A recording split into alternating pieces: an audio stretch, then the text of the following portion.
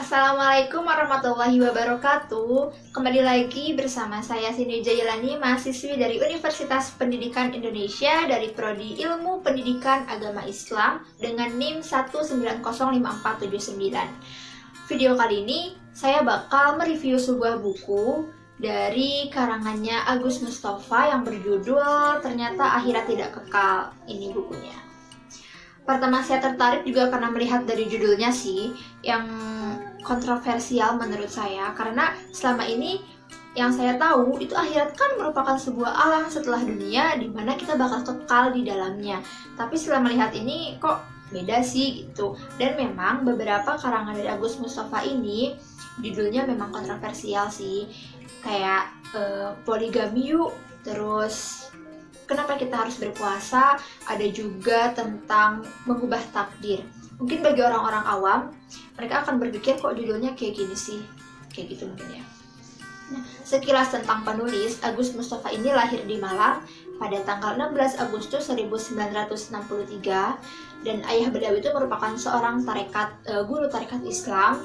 Pada zaman Soekarno pun ayahnya pernah duduk di kursi Dewan Partai Tarekat Indonesia.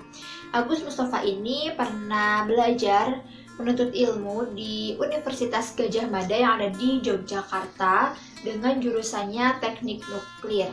Tetapi selama kuliah, beliau itu sering bersinggungan dengan para ilmuwan-ilmuwan Islam yang berpikiran modern. Sehingga Agus Mustafa sendiri merupakan tokoh Islam yang berpikirannya itu tasawuf modern.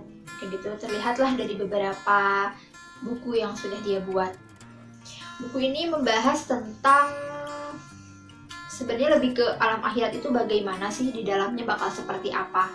Kayak mulai untuk di awal-awal tuh diberitahu tentang bagaimana penciptaan jin, manusia, dan malaikat. Terus ada juga ciri-ciri kiamat dan bagaimana saat kiamat itu terjadi. Yang saya suka dari buku ini itu, kita tidak hanya diberikan bukti-bukti secara Al-Quran dan hadis atau dalil naklinya aja, tapi juga kita tuh diajak untuk berpikir secara logika, bahwa apa yang Allah katakan dalam Al-Quran itu memang benar adanya, terbukti para ilmuwan itu mereka telah meneliti terkait bumi ini, penciptaannya, dan bagaimana yang akan terjadi di masa yang akan datang, dan itu sesuai banget dengan apa yang ada di Al-Quran. Nah, penciptaan manusia, jin, dan malaikat itu jelas berbeda. Manusia terbuat dari cahaya, jin terbuat dari api, dan manusia terbuat dari tanah. Jadi ada relativitas waktu atau perbedaan waktu antara ketiga ini dan Allah juga. Bagi Allah, bumi ini diciptakan selama 6 hari saja. Sedangkan bagi manusia, atau ada penelitian yang pernah membuktikan bahwa bumi ini tuh membutuhkan waktu 30 miliar tahun. Artinya waktu bagi Allah dan bagi makhluknya itu sangat-sangat berbeda. Tapi bukan berarti Allah ada di dalam waktu, justru sebaliknya waktulah yang ada di dalam genggaman Allah. Nah, malaikat juga sama. Bagi malaikat, dia itu cahayanya itu berkecepatan 300.000 km per detik. Artinya bisa saja malaikat mengelilingi bumi ini, langit dan bumi ini hanya benar-benar dengan waktu yang sangat singkat gitu. Beda banget sama manusia. Jin juga sama, walaupun memang jin ada di bawah malaikat karena dia terbuat dari api gitu. Nah, saat nanti kiamat terjadi, kemudian ada hari kebangkitan di mana kita akan diminta pertanggungjawaban oleh Allah terkait apa saja yang telah kita lakukan di dunia. Kalau memang misalkan kita selalu berbuat baik, beramal soleh, ya insya Allah mungkin akan mendapatkan sesuatu yang baik pula. Di sini ada judul buku, ada sub buku yang berjudulnya itu intinya kayak kalau kita melakukan dosa di dunia maka akan terlahir cacat di akhirat. Saya juga pernah mendengar bahwa nanti di padang mahsyar kita manusia itu akan kayak mempunyai bentuk tubuh yang berbeda-beda. Kenapa? Karena itu sesuai amalan kita saat di dunia. Jadi memang apa yang sekarang kita lakukan ini sangat-sangat berpengaruh untuk nanti kita di akhirat. Ada beberapa penjelasan dari buku ini yang saya kurang paham. Mungkin perlu beberapa kali dibaca kali ya, agar saya tahu gitu maksudnya ini kemana.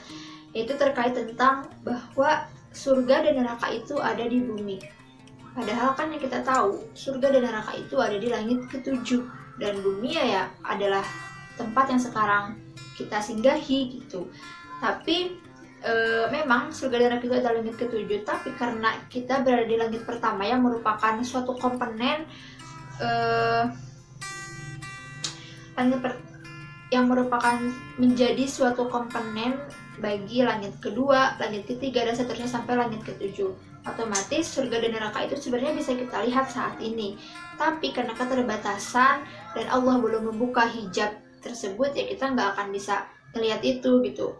Dan karena surga, neraka, bumi, semuanya itu merupakan ciptaan Allah, di mana suatu ciptaan adalah sesuatu dari yang belum ada menjadi ada, dan suatu saat nanti juga akan hilang juga, akan lenyap gitu. Otomatis kalau misalkan kayak gitu, akhirat memang bener nggak kekal dong. Dan emang saya belum paham sih sebenarnya, berarti ini balik lagi ke Allah. Kalau memang Allah ingin mengkekalkannya, ya gimana Allah juga gitu loh, karena memang semuanya ciptaan Allah.